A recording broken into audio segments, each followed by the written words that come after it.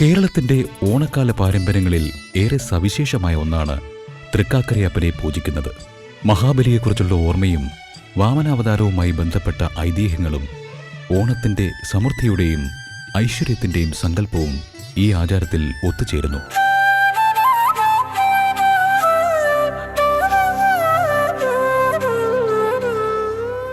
തൃക്കാക്കരയിലാണ് തിരുവോണത്തിൻ്റെ ആദ്യത്തെ തുടക്കം തന്നെ വരുന്നത്. തൃക്കാൽക്കര എന്നുള്ള സ്ഥലനാമം വന്നത് എങ്ങനെയാണെന്ന് വെച്ച് കഴിഞ്ഞാൽ വാമനമൂർത്തിയുടെ കാൽ പതിഞ്ഞ സ്ഥലം എന്നാണ് അതിൻ്റെ മീനിങ്.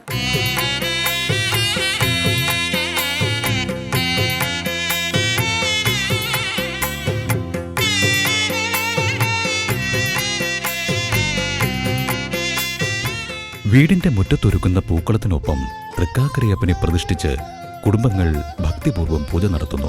പൂക്കളത്തിന്റെ മധ്യഭാഗത്തോ അനുയോജ്യമായ സ്ഥാനത്തോ തൃക്കാക്കരയപ്പന്റെ രൂപങ്ങൾ സ്ഥാപിക്കാനുള്ള സ്ഥലം ഒരുക്കുന്നു. പരമ്പരാഗതമായി മണ്ണുകൊണ്ടുള്ള രൂപങ്ങളാണ് ഉപയോഗിക്കുന്നത്. ചില വീടുകളിൽ കുടുംബാചാരമനുസരിച്ച് രൂപങ്ങളുടെ എണ്ണത്തിലും വിന്യാസത്തിലും വ്യത്യാസമുണ്ടാകും.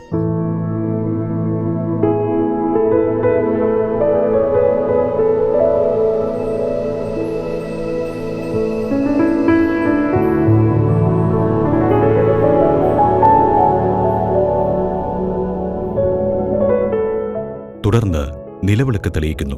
വിളക്ക് തെളിയിക്കൽ ചടങ്ങിന് ശുഭാരംഭത്തിന്റെ പ്രതീകാത്മകമായ സ്ഥാനമുണ്ട്.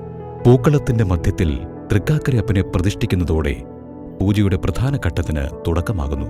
പൂക്കൾ സമർപ്പിക്കുന്നത് പ്രകൃതിയുടെ സൗന്ദര്യവും സമൃദ്ധിയും ദൈവസങ്കല്പത്തിന് സമർപ്പിക്കുന്നതിന്റെ പ്രതീകമായാണ് കാണുന്നത്.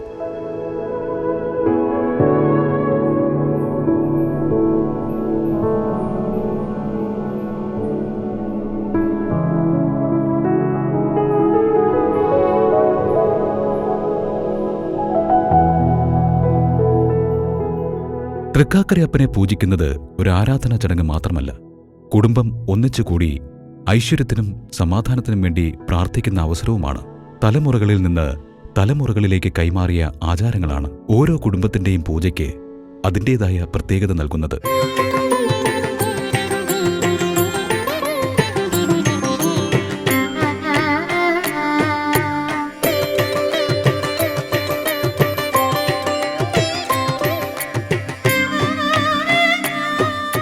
മഹാബലി വരുന്നതായിട്ട്, തിരുവോണ നാളിൽ വരുന്നതായിട്ട് ഭഗവാൻ കാത്തിരിക്കുകയാണ് മഹാബലിയെ. അതാണ് അവിടുത്തെ സങ്കല്പം. അതിനെ ആസ്പദമാക്കിയാണ് തൃക്കാക്കരയപ്പൻ എന്ന് പറഞ്ഞ് നമ്മൾ ഗൃഹങ്ങളിൽ തൃക്കാക്കരയപ്പനെ വെച്ച് പൂജിക്കുന്നത്. അങ്ങനെ ഓണത്തിൻ്റെ അന്ന് ചാണകമൊക്കെ മെഴുകി അണിഞ്ഞ് തൃക്കാക്കരയപ്പനെയൊക്കെ വച്ച് നമ്മൾ പൂജ ചെയ്യുന്നു. പൂവട ഉണ്ടാക്കി നിവേദ്യം നടത്തും. ഭഗവാനെ നമ്മൾ പൂജിച്ച് അവിടെ ഇരുത്തിയതിന് ശേഷം നമ്മൾ മഹാബലിയെ എതിരേറ്റു കൊണ്ടുവരും. അത് തുമ്പക്കുടവുമൊക്കെ എടുത്ത് മഹാബലിയെ എതിരേറ്റു കൊണ്ടുവന്ന് ഇവിടെ മഹാവിഷ്ണുവിൻ്റെ അടുത്ത് ഇരുത്തും. അങ്ങനെ ഭഗവാനും മഹാബലിയും, അതായത് അസുരരാജാവും തമ്മിൽ വ്യത്യാസമില്ല, ഭഗവാനും ഭക്തനും തമ്മിൽ വ്യത്യാസമില്ല എന്ന് കാണിക്കാൻ വേണ്ടിയാണ് അങ്ങനെയൊരു കാര്യം ചെയ്യുന്നത്.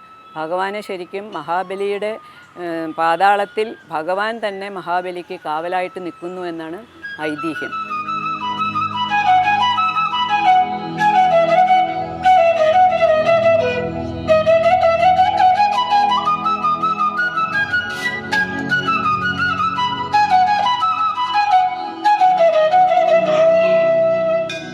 ആരാധനയുടെ അവസാനം ദീപവും കർപ്പൂരവും സമർപ്പിച്ച് പ്രാർത്ഥന പൂർത്തിയാക്കുന്നു.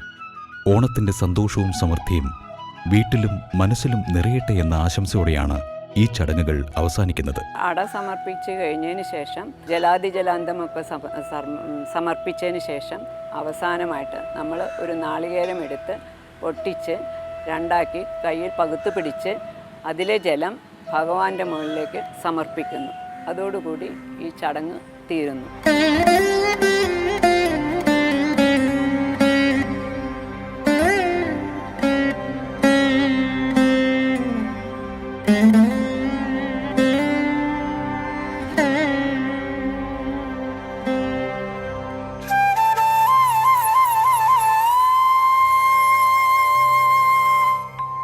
തൃക്കാക്കരയപ്പൻ പൂജയുടെ ഏറ്റവും വലിയ പ്രത്യേകത അതിൻ്റെ കൂട്ടായ്മയിലാണ്. തൃക്കാക്കരയപ്പന്റെ മുമ്പിൽ തെളിയുന്ന നിലവിളക്ക് ഒരു കുടുംബത്തിന്റെ മാത്രമല്ല, കേരളത്തിന്റെ തന്നെ സമ്പന്നമായ പാരമ്പര്യത്തിന്റെ വെളിച്ചമാണ്. സ്നേഹവും സമൃദ്ധിയും സമത്വവും ഓർമ്മിപ്പിക്കുന്ന ഓണക്കാലത്ത് തൃക്കാക്കരയപ്പനെ പൂജിക്കുന്ന ഈ പാരമ്പര്യം നമ്മുടെ വീടുകളിലും മനസ്സുകളിലും എന്നും നിലനിൽക്കട്ടെ.